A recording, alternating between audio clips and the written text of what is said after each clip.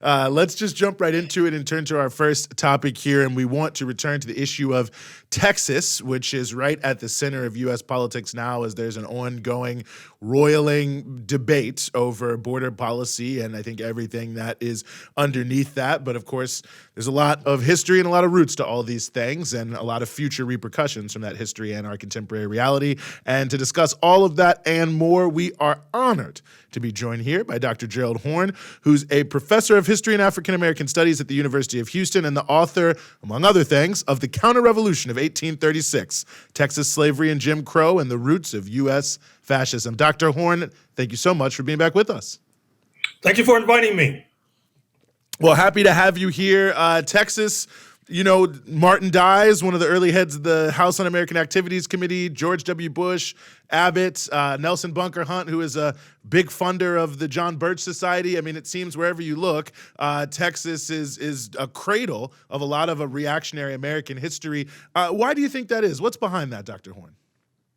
Well, first of all, Texas is so large. It's the largest state in the lower 48, surpassed only in territory by Alaska.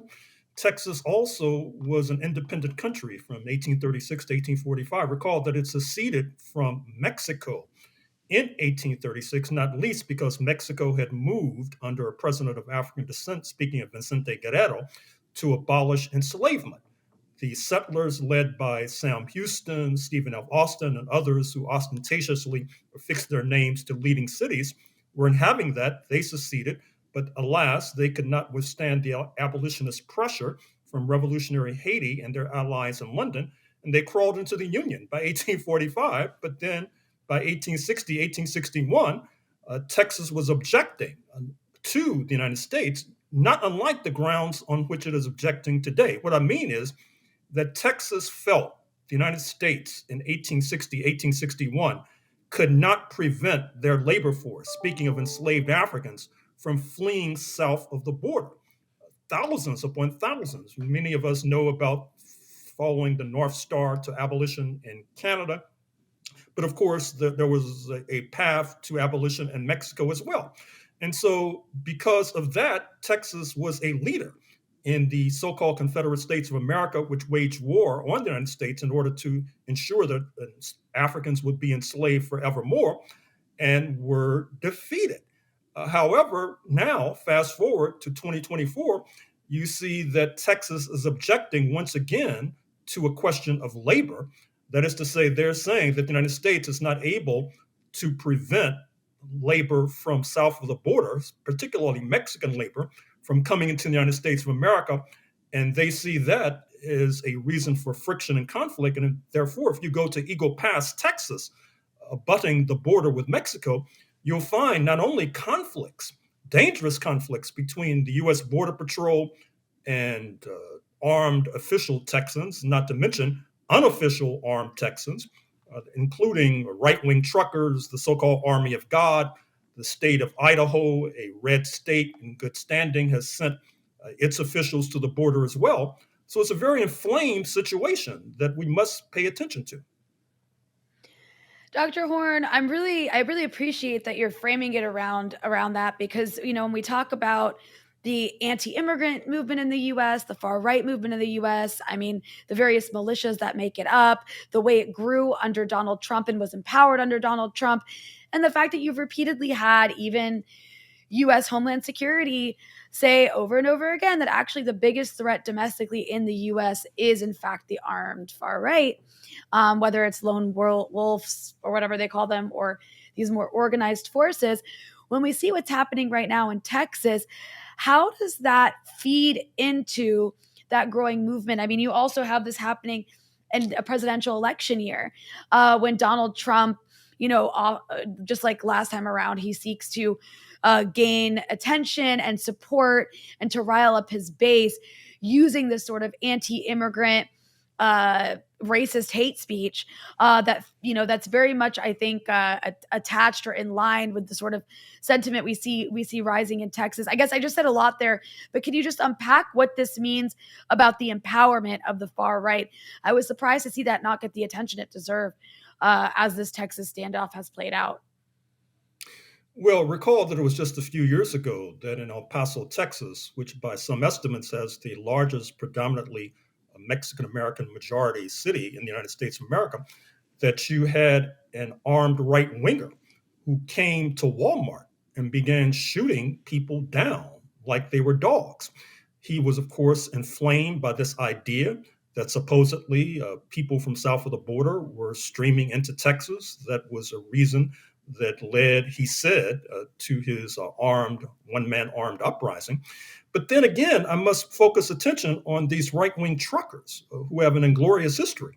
Recall that in Canada, a year or two ago, that in objection to so called COVID restrictions, they stormed into Ottawa and were seemingly bent on dislodging the Liberal Party government of Prime Minister Trudeau. And once again, you see armed truckers streaming into Eagle Pass, Texas. And for those with longer memories, you might recall what happened in 1973 in Santiago de Chile with the overthrow of Salvador Allende, the elected socialist president. One of the elements in that overthrow were once again right wing truckers. So this is a very serious situation, and it's also taking place in the context of a very important political economic development. The US press just reported the other day that Mexico has surpassed China as a major source of goods and exports.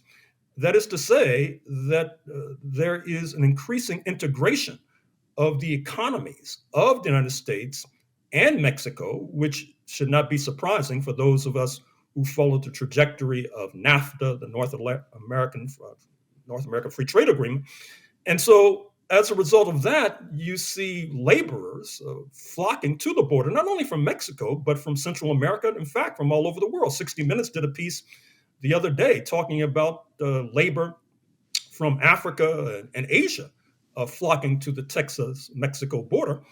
And this is helping to inflame xenophobic sentiments. It's helping to inflame anti-immigrant sentiments. You might have seen the rather startling video from New York City where Curtis Lewa of the so-called Guardian Angels attacked a man on the streets of New York while being broadcast from Fox News, who he said was an undocumented worker, but actually he had just happened to be somebody from the Bronx. So for those of you who feel that because you're not an immigrant, you may be able to escape the wrath of this right wing, that incident from New York City just a day or two ago, tells you something different. No, very, very well taken point, and that was quite the video and quite the context. And you know, one of the other things that I think is notable about this in many ways is the way sort of this kind of border politics is used to shape a particular U.S. nationalism. And you've got a lot of the same people who are saying we need to militarize the border, saying we should be launching drone strikes into Mexico, invasions, and sort of pitting the two against each other. And it sort of feels like there's also a historical link here, too, to the emergence of Texas, this dichotomy between a more progressive government in Mexico that, you know, most Americans don't know this now, is appealing to Americans to, join with Mexico to push a more progressive policy in Central America. And then you have this concentrated sort of cradle of reaction there, right there on the border, sort of pushing things. So I wonder just how you think this relates to how sort of the people opposed to this right-wing drive in America should be relating to this question of U.S. nationalism. Well, obviously, this question of so-called U.S. nationalism is a clear and present danger to civil liberties and to civil rights, particularly if you look back at history. If you reel back to your introductory remarks, we know that, for example, from Texas, you had some of the most significant support of McCarthyism. Matter of fact, Senator Joseph McCarthy of Wisconsin was seen as the third senator from Texas because he was supported not only by Nelson Bunker Hunt, but also by other forces as well, who were part of the right-wing oil men cadre. And those right-wing oil men cadre are still in the driver's seat politically in Texas. Texas is a red state. It is a state where the Republican Party has been ruling for over 3 decades, continuously holding every top state office. The Attorney General, Ken Paxton, escaped impeachment despite a passel of misdeeds. You might recall that he's considered to be a close comrade of Donald J. Trump as well.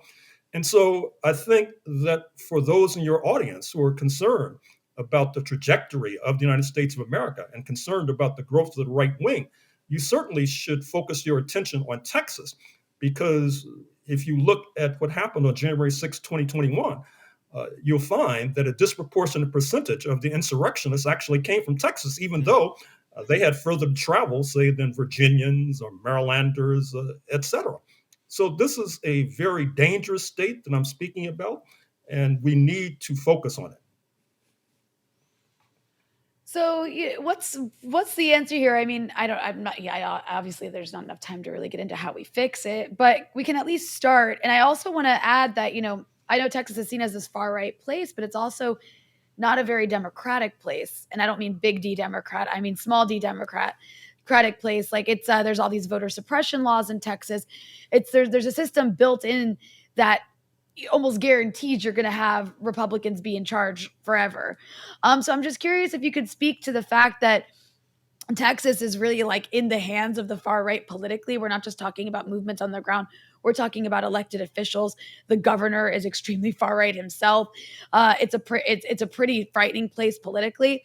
And I'm just curious, like, what does that mean for the country moving forward? Oh, it bodes ill for the country moving forward. For example, just a few weeks ago in Houston, which is not considered to be a citadel of the ultra-right wing, there was a pro-Nazi demonstration with swastikas and all the rest. You can go check it out in the Houston Chronicle, the daily mainstream newspaper in Houston. They had two slogans, make America, quote, white again, unquote, and down with Jewish supremacy, believe it or not. And this is typical of the state of Texas. And by the way, the right wing is pushing to place secession on the ballot, another echo of 1860, 1861. Thus far, they have been thwarted, but many of us do not expect them to be thwarted forever. You mentioned Governor Abbott. He was recently out of the country, touring the world. Now, we were told that he was touring in part to drum up investments for the state of Texas. But there are those who suspect that just like 1860, 1861, he's seeking to drum up support for secession. Now, of course, officially, he has not come out in favor of secession. But recall that Nikki Haley, the presidential hopeful on the GOP side, she made some rather curious comments a week or two ago and fundamentally interpreted as endorsing secession. And of course, she had to walk it back. So this is a very perilous and dangerous situation that is dangerous not only for folks like myself who live in this benighted state, but ultimately, a la 1860, 1861, could provide a clear and present danger to others who do not live in Texas. No, I think that's a very well taken point. And seeing, whatever 25 states that backed Abbott in this broader border standoff, and the fact that he himself referenced the importance of remembering the Alamo when he was passing gun laws just before Uvalde, all very well taken points. Well, as always, really, really appreciate you being willing to join us here, Dr. Horne. I can't recommend higher The Counter-Revolution of 1836, Texas Slavery and Jim Crow and the Roots of US Fascism. I'm like a third of the way through. Fantastic, as always. Dr. Gerald Horne, thank you so much for joining us here on the Freedom Side. Thank you for inviting me.